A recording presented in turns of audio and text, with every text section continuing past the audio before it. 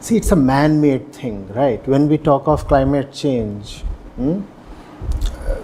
the word anthropogenic is the most important. It's a basic thing, but I'm reiterating because that's the thing we give the least attention to. We are treating climate change as if it is something outside of us, as if some asteroid from outer space came over and delivered all the gases and trapped all the heat in our atmosphere. I want all of us to pay attention to the fact that we have done it. It is our action, and every action is representative of the state of the actor. We are in a particular state internally, and therefore we are doing what we are doing externally. Now, our internal state has brought about this external action, this external state.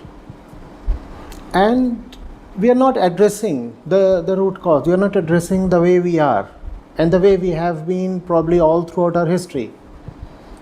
We do not want to address that because probably that's too painful and that would cause too tectonic a shift in our entire life system. So we want to treat it as one of the problems that face us. That's a very fragmented approach. Hence, the solutions that we are thinking of are also pretty external in nature. So we want to move to greener technologies, we want to have carbon sequestering mechanisms, we want countries to pledge for reforestation, we want auto manufacturers to come up with newer technologies and such things. And countries squabble with each other who should bear the brunt, and then issues of climate justice and such things crop up.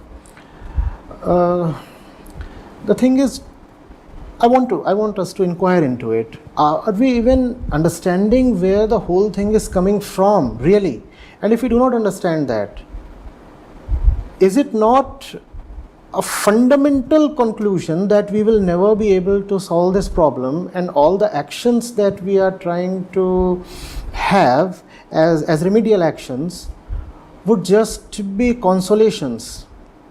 We would be entertaining ourselves, and we would be rather gratifying ourselves that we are doing something meaningful and fruitful, and nothing would come out of it.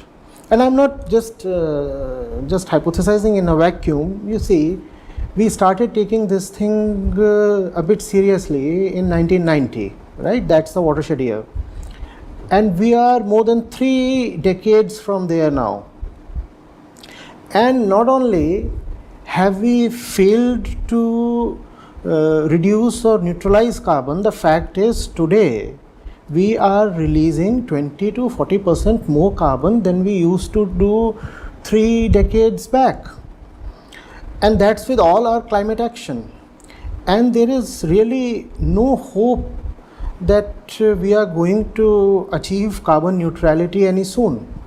My country, India, for example, even as a matter of pledge, has quoted 2070. Now that to me is just too far off, and this kind of action is just too insufficient.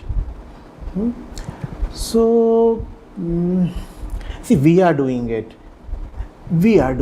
and there are 2 things about us that are causing it. They are so fundamental that we don't even talk about them. Those 2 things are the numbers that we are, and the numbers that are represented by our per capita consumption. And even these 2 are fundamentally one.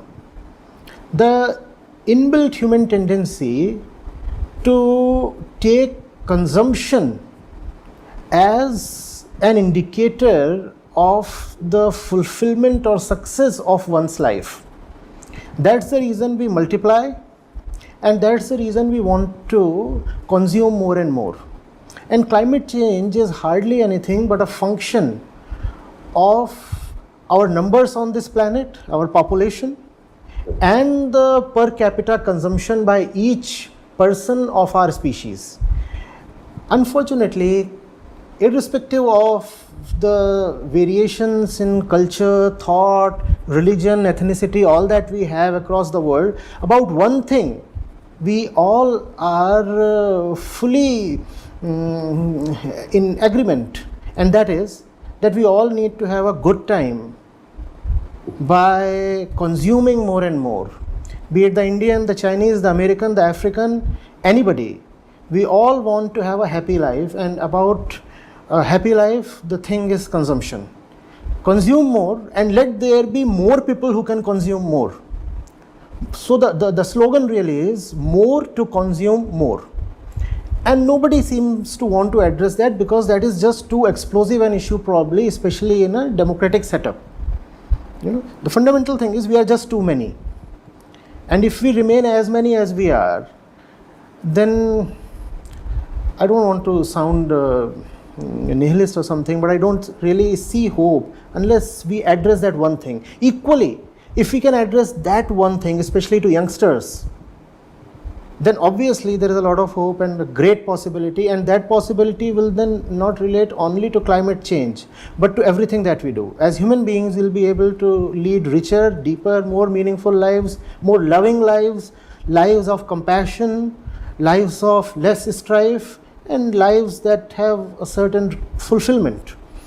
So that's my simple position in a nutshell. Obviously, we'll be going into the nuances of everything, but I thought it would be better to just put everything on the table right away.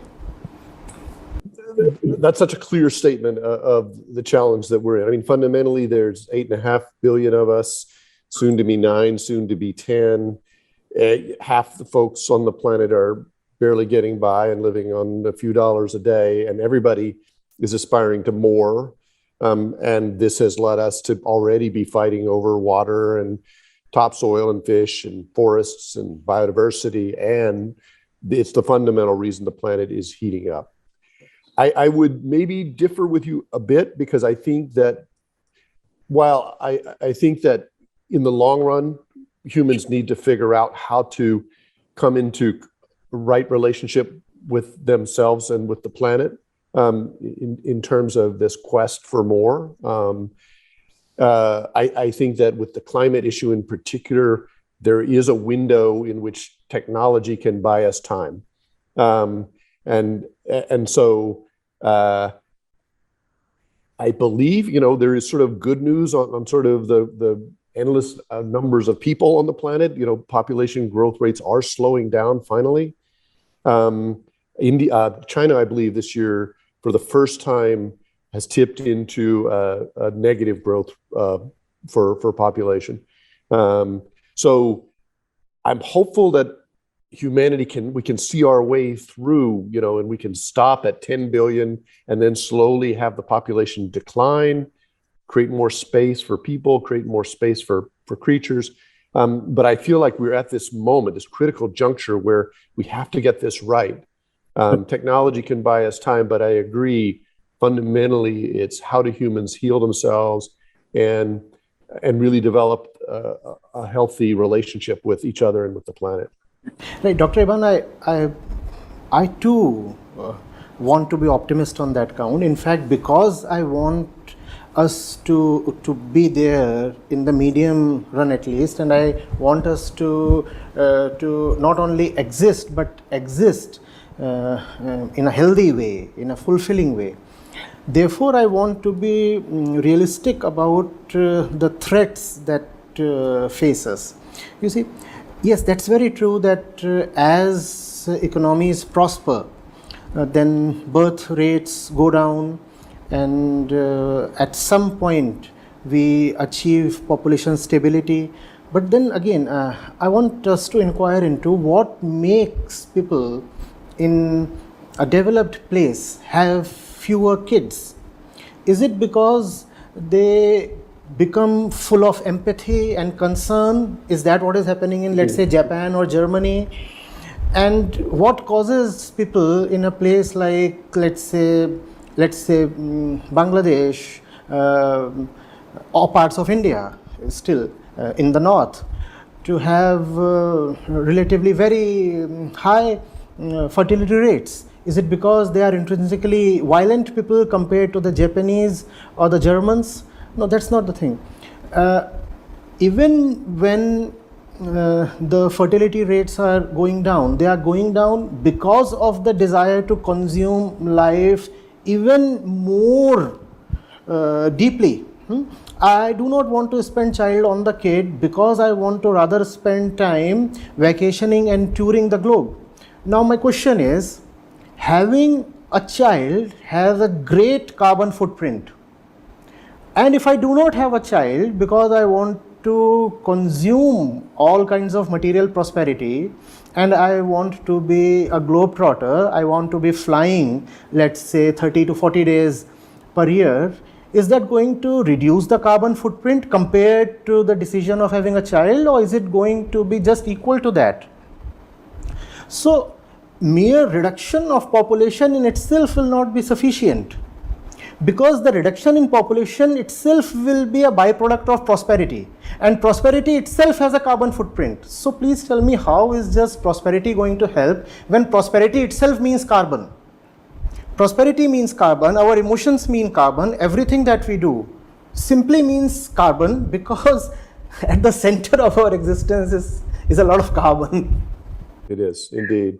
No, and I agree with you. I mean, it is essentially the reason that people are having fewer children, and not only in the wealthiest countries, but as I said, also in China now, is fundamentally they feel like they can't afford them, because of the expectations that life is about consumption, and is about having that car and that apartment and all of those things. And so yeah, I'd love to hear how do we then, from your perspective, make that transition to a better and more healthy relationship with each other and with the planet, and de-emphasize the need to have a closet full of clothes that you never wear, or three cars, and how do we move in that direction?